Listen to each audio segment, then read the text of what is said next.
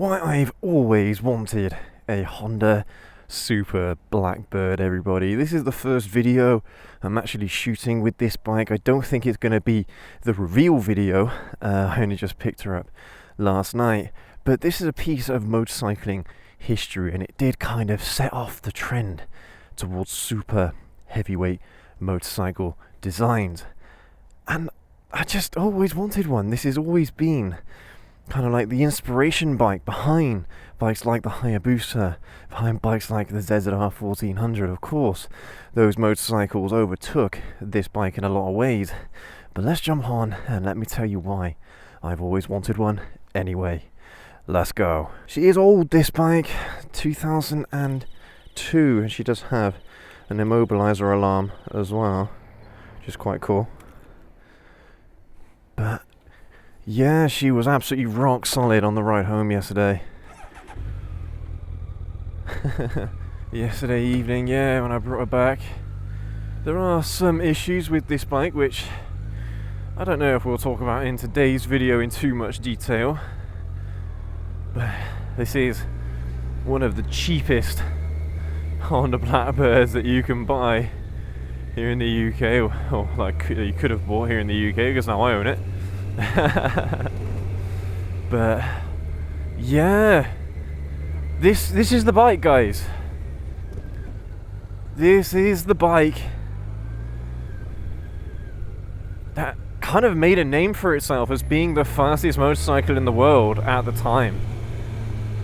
Like, by the time that this 2002 model came out, of course, the Hayabusa was the top dog. I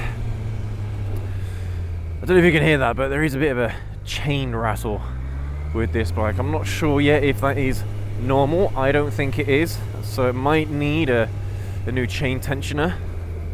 So we'll see if we can sort out a new one for this bike, because this bike deserves it. It's rock solid, runs so good. 44,000 miles, not the highest amount of mileage in the world for one of these bikes. But yeah, as these bikes age, unfortunately, it's not the mileage that becomes a concern. It is actually the age that kills them.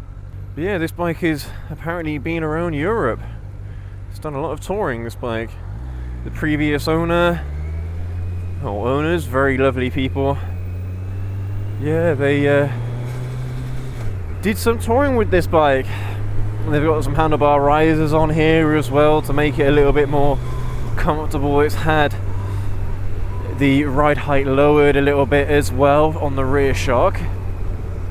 So I might try and put all that back to stock, take down the handlebar risers so it's back to its original ergonomic setup, and I'll try and take out the ride height adjustment as well.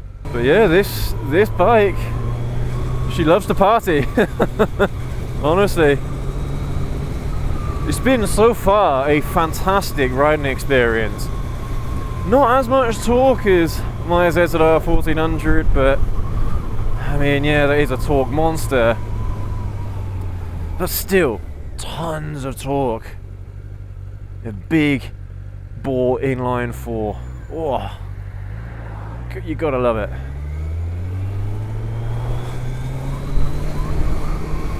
She does like being in the higher RPMs, this bike, as well. You do feel a lovely bump up in power in the higher RPMs.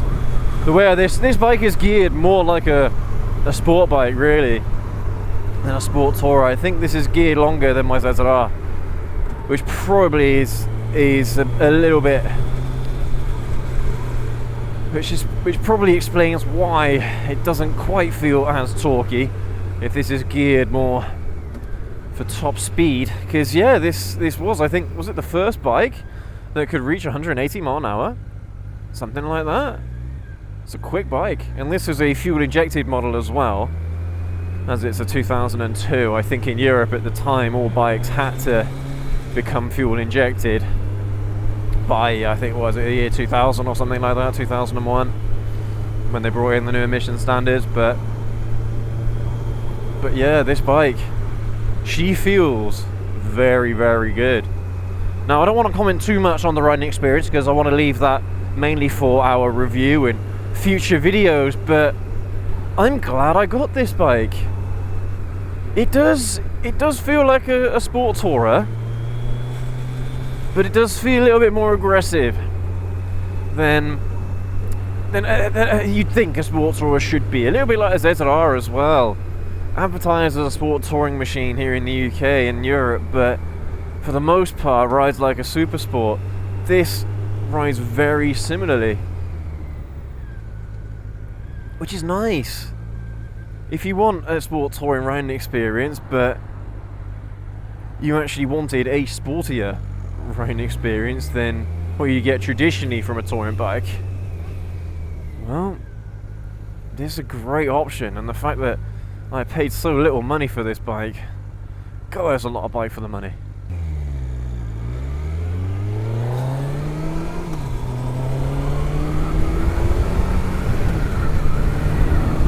Woo! Oh man, it's funny, most of the riding that I've done with this bike has literally just been within the first 5,000 RPM for the most part. Yeah, the way how this bike is geared, you could do some serious mileage on it, because this bike will cruise at 100 miles an hour. Cruise quite comfortably at 100 miles an hour. Not that we're allowed to do that here in the UK, unfortunately, but yeah.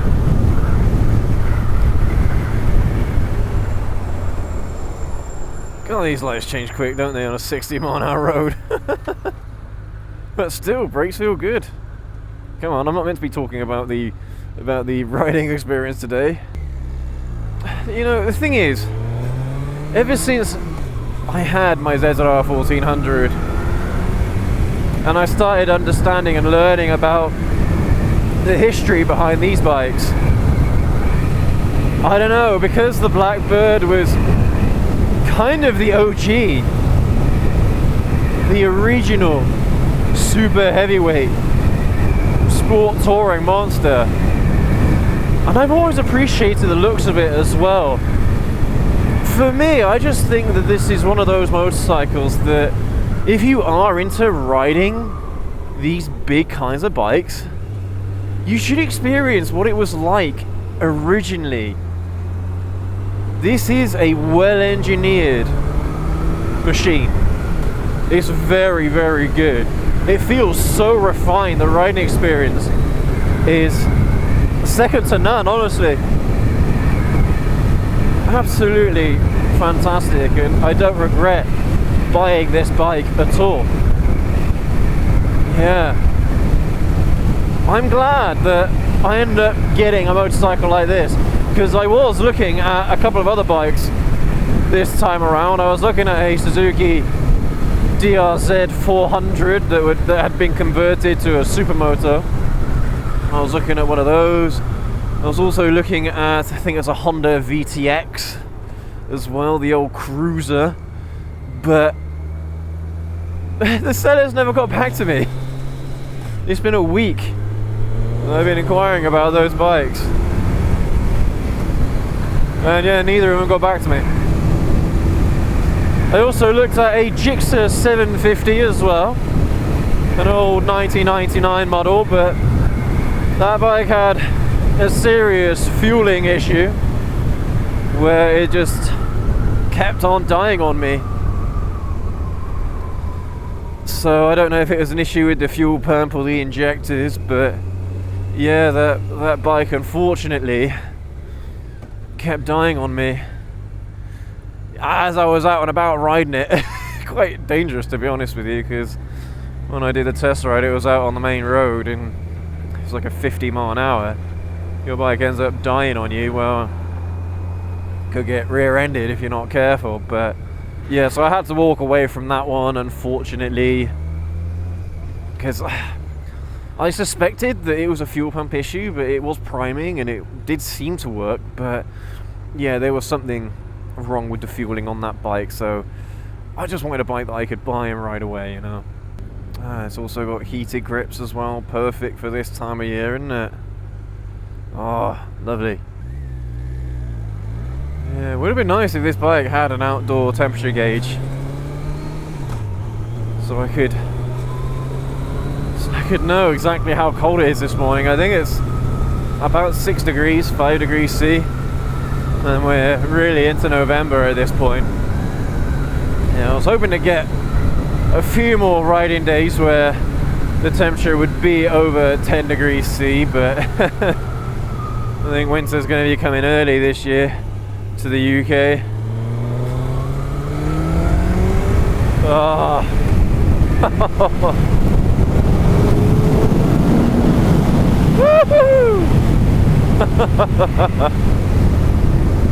Oh, what a bike.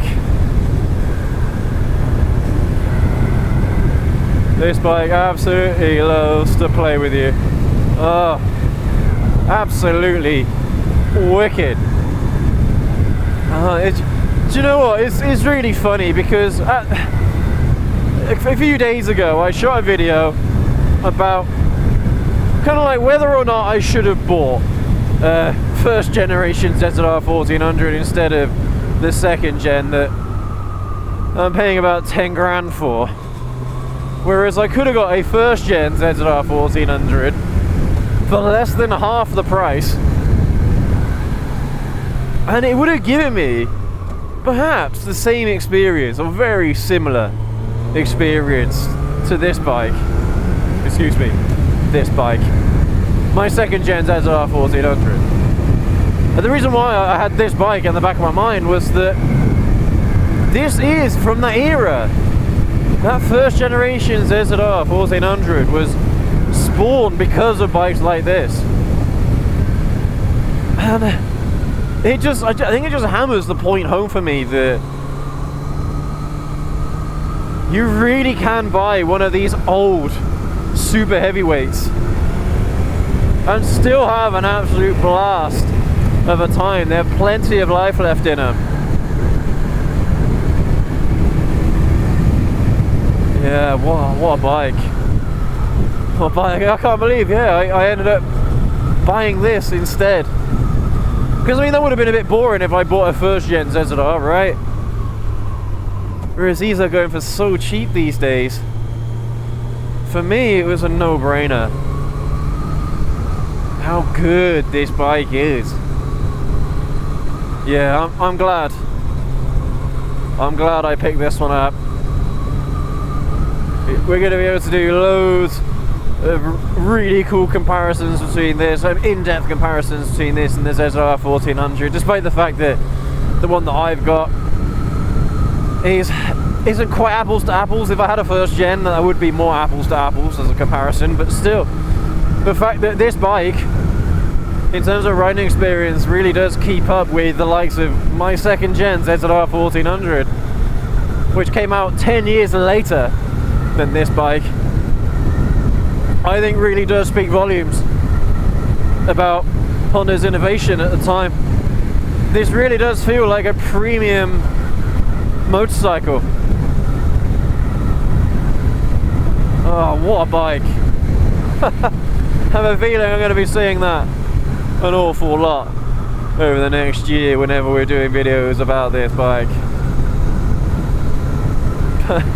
Sounds crazy to me to suggest that this would be an entry-level super heavyweight, but I suppose compared to the likes of the Hayabusa and the ZZR1400, I think that, yeah, that's probably a good way to describe it. But I'm sure there are big sport tourers in the 1000cc class, but none are coming to my head at the moment. Well, I suppose you've got the Kawasaki 1000SX, which you absolutely could put that as a entry-level super heavyweight sport tourer, but that seating position is far less aggressive than this one. It's far more upright, far more relaxed, whereas this is a proper little sporty experience. I say little, this is a big bike in the hands, but when you, well, as I say in the hands, it looks big, but when you're actually on it and when you're riding, it doesn't feel quite as big as it looks. yeah, absolutely loving this bike so far, and this is just riding in the winter months where I can't really push it all that much. I say winter months, late autumn, shall we say, but yeah, I can't really push this bike as much as I would like to, but I'm sure that when we do our ride review of this bike, we can do some quick 0 to 60 runs that I think will give my ZZR a good run for its money. I'll tell you what, filtering on this bike has been a doddle. Again, it's like I said, it looks big, but actually when you're out and about riding it, you can ride this just like any other bike around the city. Not best suited for this sort of riding, but it can do it, and it will do it quite happily. God, I wonder why there's so much traffic down here today. Last couple of weeks I've been riding into work, and this is the first time it's been this busy. Oh, what a positive riding experience this is, despite the fact that she's a big old girl. She still likes to play. Ah, love it, man. Absolutely love it. But yeah, this rain is going to be getting a little bit boring for you guys, I suspect, so we'll leave the video here. Thank you ever so much for watching today's video, and you let me know what you think down in the comment section below about the fact that we've got a Honda Super Blackbird. Oh god, that's good to say.